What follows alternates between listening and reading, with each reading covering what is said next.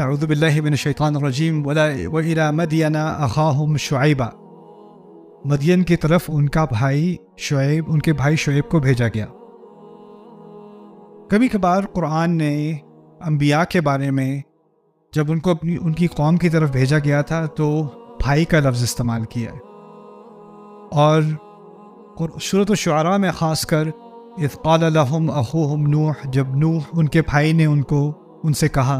پھر اس کے بعد وَإِذْ قَالَ لَهُمْ أَخُوهُمْ ہود، ان کے بھائی ہود نے ان سے کہا، اذ قال لهم اخوهم صالح، ان کے بھائی صالح نے ان سے کہا، اذ قال لهم اخوهم لوط، ان کے بھائی لوط نے ان سے کہا۔ سورۃ الشعراء میں بار بار بھائی بھائی بھائی اور بھائی کا ذکر ہے، لیکن شعیب کے بارے میں کہا اذ قال لهم شعیب، جب شعیب نے ان سے کہا کیا چیز نکال دی؟ بھائی کا ذکر نکال دیا۔ عجیب بات یہ ہے کہ شعیب علیہ السلام کو دو قوموں کی طرف بھیجا گیا تھا، ایک ہے مدین اور ایک ہے اصحاب الایکہ، اور مدین کی قوم سے وہ تھے لیکن اصحاب الایکہ سے وہ نہیں تھے۔ تو ایک مقام پر شروع میں آپ دیکھیں گے سورۃ الاعراف میں، ہود میں، عنکبوت میں، اللہ تعالیٰ کہہ رہے ہیں ہم نے ان کو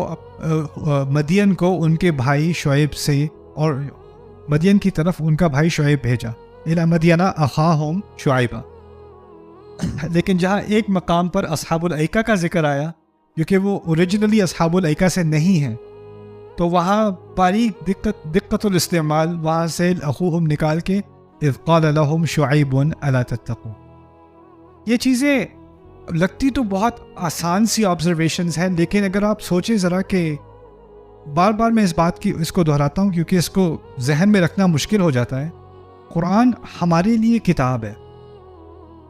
لیکن جب قرآن نازل ہوا تھا تو وہ کتاب نہیں تھا، کلام تھا۔ اور کلام کے بارے میں کچھ چیزیں میں نے شروع میں مجھے کہنی چاہیے تھی، میں کہہ نہیں سکا، ابھی میں آپ کے سامنے پیش کر دوں تاکہ ان چیزوں کا آپ کو احساس ہو کہ ہم کیا چیز سیکھ رہے ہیں۔ ابھی بات کرنے میں اور کتاب لکھنے میں، بات کرنے میں اور لکھنے میں بہت فرق ہے۔ لکھنے میں انسان کو سوچ کے ایک جملہ پورا مرتب کرنا ہوتا ہے، اور مرتب کرنے کے بعد وہ یہ بھی سوچ سکتا ہے کہ یہ لفظ صحیح نہیں، اس کی جگہ میں کوئی اور لفظ لکھ دوں۔ یا ہو سکتا ہے آپ نے ایک پورا پیراگراف لکھا، پورا مضمون لکھا، اور بعد میں دوبارہ اس کو پڑھا اور خیال آیا کہ ایک دو جملے ایک ہی بات کر رہے ہیں، ان کو میں جمع کر کے مختصر تر انداز میں ان کو ایک ہی بنا دوں۔ پھر آپ کو خیال آیا کہ میں نے یہ بات تیسری بات کہی تھی، اس کو دوسرا ہونا چاہیے، دوسری بات کو تیسرا ہونا چاہیے، تھوڑا ایڈیٹنگ کر دوں اس کی۔ ہوتا ہے کہ نہیں؟ اس چیز کو انگلش میں ہم کہتے ہیں ایڈیٹوریل پروسیس، پروف ریڈنگ، یہی ہوتی ہے نا؟ آپ کچھ لکھ رہے ہو، پھر آپ اس کو ایڈٹ کر رہے ہو، فکس کر رہے ہو۔ آج کل ایڈیٹنگ کا زمانہ تو کم ہے کیونکہ ہم کچھ لکھتے ہیں پھر سینڈ کر دیتے ہیں، لیکن شکر ہے اب ان سینڈ بھی آ گیا ہے، رائٹ؟ تو خیر، بات یہ میں کہنا چاہ رہا ہوں کہ لکھتے وقت آپ کے پاس ٹائم ہوتا ہے، اور آپ کے پاس سوچنے کا، ریویو کرنے کا، اس کو دوبارہ دہرانے کا، اس میں تبدیلی لانے کا موقع ہوتا ہے۔ لیکن بولنے میں اس میں سے کچھ بھی نہیں ہوتا۔ بولنے میں جو منہ سے نکلا وہ فائنل ہے، وہ واپس نہیں لیا جا سکتا۔ لکھے ہوئے کو آپ مٹا سکتے ہو، ڈیلیٹ کر سکتے ہو، کاغذ کو پھینک سکتے ہو، لیکن جو منہ سے ایک دفعہ نکل آیا اور کسی نے سن لیا تو آپ یہ نہیں کہہ سکتے نہیں یہ نہیں کچھ اور نہیں کر سکتے۔ قرآن جب نازل ہوا اور